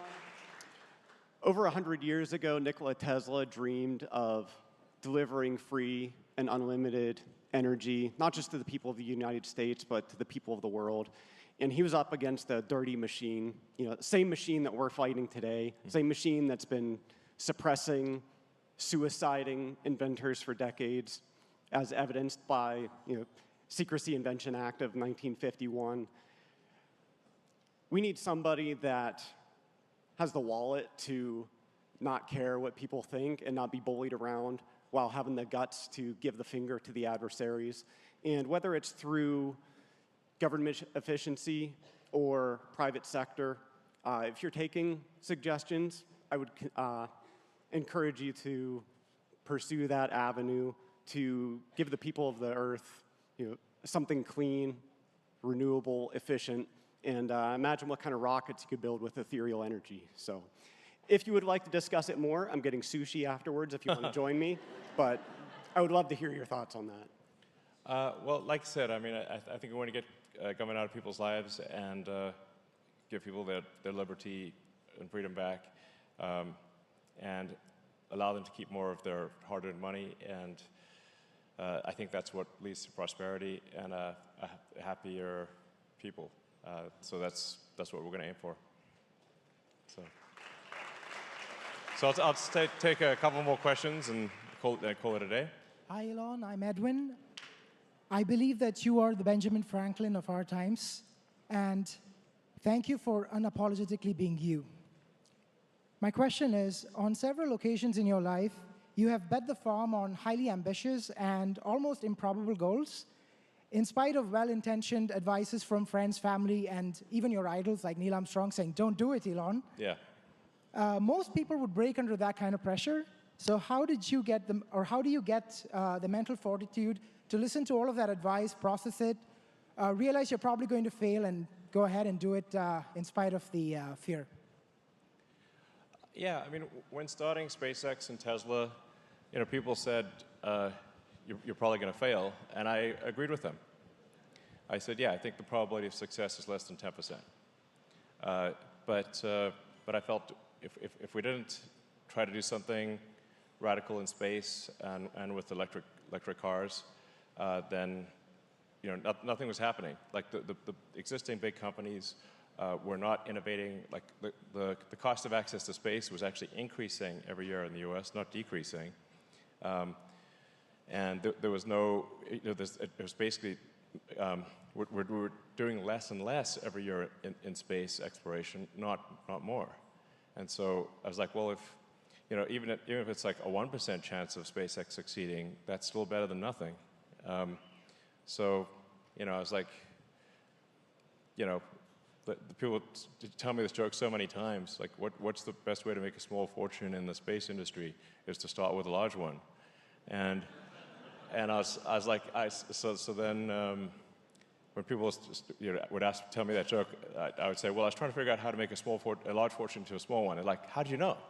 Yeah, exactly. So, so it wasn't with the expectation of success that we started SpaceX and Tesla. It was with the expectation of failure.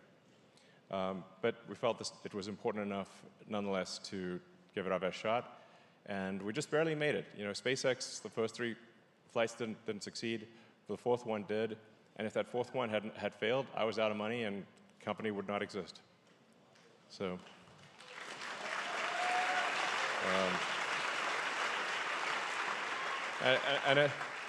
It was the same thing for Tesla. Same thing for Tesla. 2008 was a really tough year because that's when we had the 3rd rocket failure, and the auto industry was busy going bankrupt. GM and Chrysler went bankrupt in early 2009, and they're busy going bankrupt in late 2008. And in the case of Tesla, we closed the financing round of Tesla, and I gave all the money that I had left, and we closed that financing round in the last hour of the last day that it was possible. It was around 5 p.m. Christmas Eve 2008, and if that round had not closed in that call, Tesla would have bounced payroll 2 days after Christmas. So.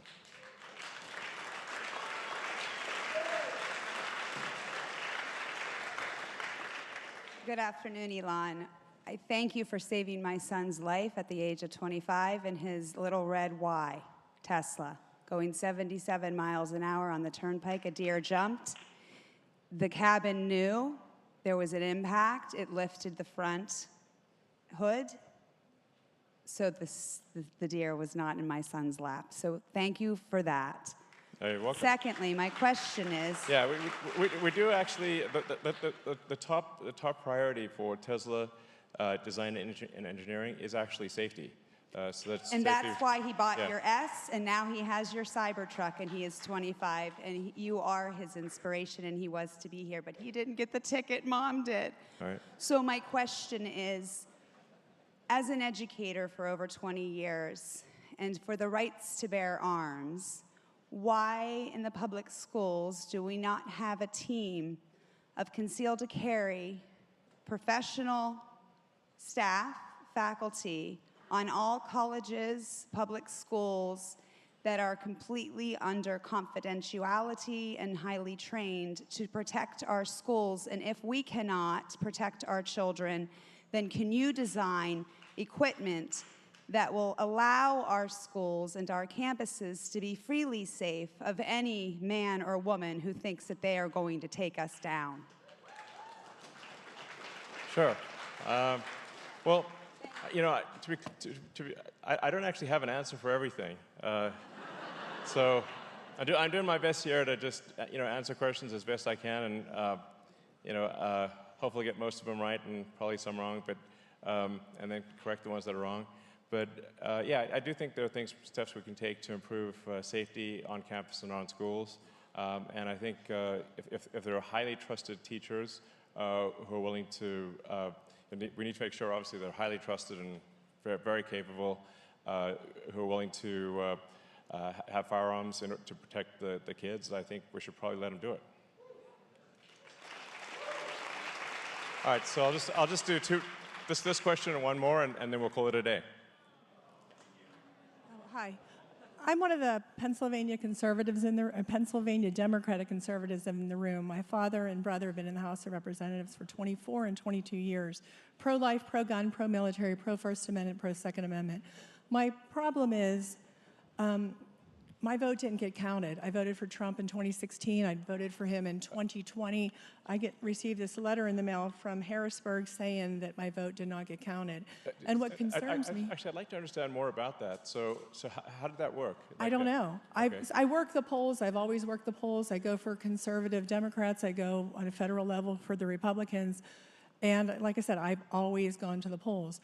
So to find out that my vote has not been counted when I voted for Trump in both elections concerns me, because my vote for my own brother didn't get counted as well.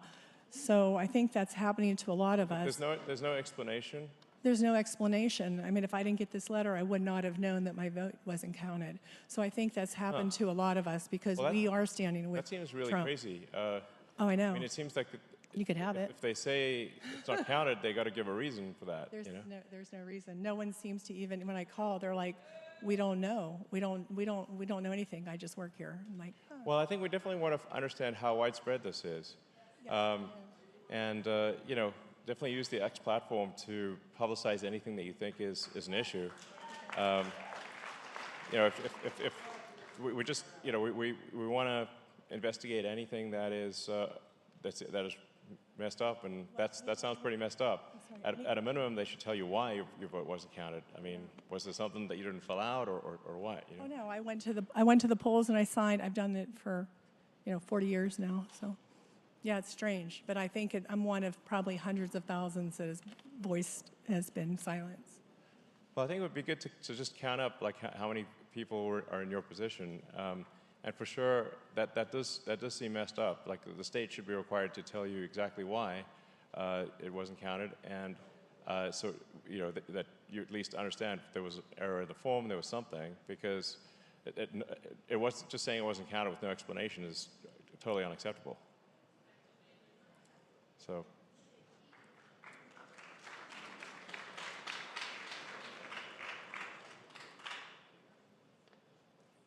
How you doing, Elon? Good, how's it going? My name's Logic. I'm a creative professional out of Pittsburgh.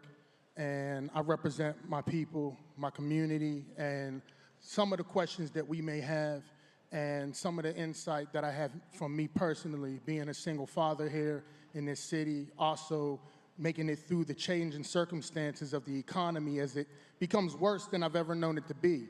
And the seriousness of this election, you know, me, I'm not one that really believes in voting myself, but I feel like I do not want to leave anything to happenstance in this election. And I know that we need to get somebody who's really going to be intelligent with their leadership. So, you know, there's a lot of things I would like to talk about, but I do have many ideas. I like what you're doing right now, and I commend you on putting yourself out here, you know, to make these changes and to take these risks that matter. My name is Logic, LHAGIC.com. You can find out more about me and what I do, and that's all I want to say. All right, well, thank you. Please do everything you can to convince people to vote and register to vote. All right, I'll do 2 more questions, and then I got to get back to see my kids. Honestly, that's where I'm going right after this. So I'll make it really I fast. want to get to see them before bedtime as well. Thank you so much. This opportunity is way cool. Thank you very much. Emotional conversations often polarize into win-lose dynamics. And there's like an individual focus or thinking, where systems thinking, especially when it comes to the relationship system, suggests that there's unseen forces, possibly evolutionary, shaping how natural living systems like humanity manage tension. How might AI help navigate these charged conversations, especially if it's built with the same blind spots we all have? Honestly, I'm not sure. I think AI, it'll be vastly smarter than humans, and I think it probably will help. Like I said, it's 80% likely to be helpful, maybe 90. You know, I can certainly see it being very helpful with you know, medicine and helping people understand, get healthy and whatnot. But it's not a panacea. It'll you know, it is a double-edged sword. So I'm not sure I have a great answer to that, except we just need to pay close attention to AI and you know, ring the alarm bell if we see that it's going in a bad direction. Thank you. Last question. Thank you, Elon. Thanks so much for being here. Thank you for your courage and for everything you've done for America. My question is pertaining to the voting machines this election. There are numerous features. This is an exhaustive, a switch feature, a multiplication feature. Been waiting to ask you this since 2020. Are you confident that this is a battle that can be won? Are there plans in place? Are there protections in place? Have you talked to President Trump about this with your technological proficiency and higher level of knowledge? I think the best way to address this, you know, in any potential fraud, I don't know what's real and what's not real, but I've made my position clear that we should not have machines involved. We should have paper ballots in person with ID. That's the sure thing. And especially as we get to an AI future, because like I said, the AI could hack the voting machines, and then we wouldn't even know what's going on. We do not want voting machines connected to the internet or electronic in any way whatsoever. So can't emphasize that enough. Now, with respect to this election, I think any sort of voting you know, concerns that people have should be posted on the X platform and on every platform, and you know, be very loud about it if you have any concerns, so that they can, like the brighter the light we shine on any voting issues, the less likely there is to be cheating. Then the other thing is to win by such a margin that even if there is cheating, the margin is so great that you beat the cheat. So, well, with that, thank you.